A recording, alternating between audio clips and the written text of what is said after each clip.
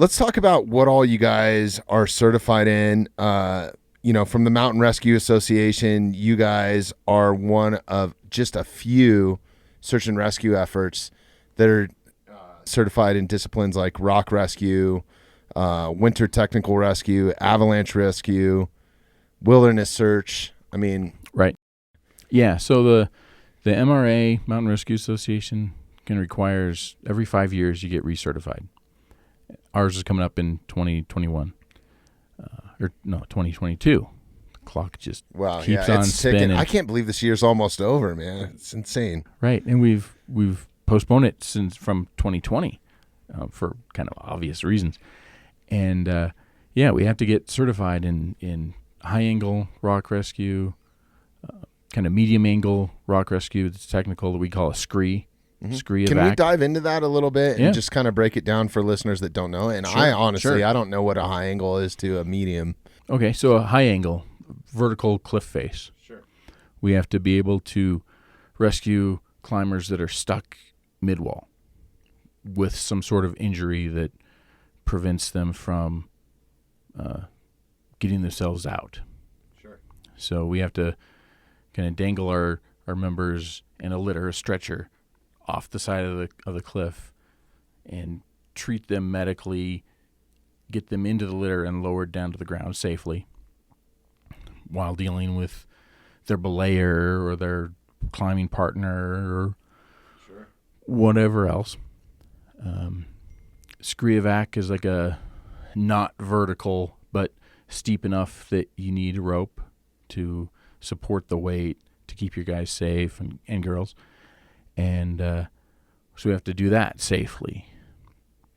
We have to do a wilderness search scenario, just to prove that we know how to manage a bunch of people. But we'll try to get communications.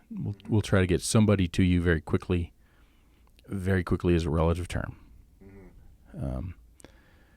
It's just the nature of the beast, But really, the thing to remember is however long it took you to get there is about how long it's going to take us. Makes a lot of sense. And just we're probably going to be traveling the same path that you took. We might have helicopters, but the mountains, don't count on it. Yeah. That changes everything. In good weather, it's cool. Like today is probably as good a weather as you can hope for a helicopter. It's clear weather. There's no clouds. Not really high winds. There were last night, but right now, if it's calm but not hot, then helicopters are going to work pretty well. Yeah. When it's the middle of summer and you think it's a wonderful day, helicopters and altitude and hot weather don't mix. Yeah. And the mountains create their own weather too, man, right. Which is insane. And it comes out of nowhere. Yeah, microbursts, that sort of thing. Yeah. So helicopters in Colorado are an iffy thing. We'll use them as often as we can, and it's never quite as often as we like, but they're always risky. So we're always going to take that into account. Should we even launch them?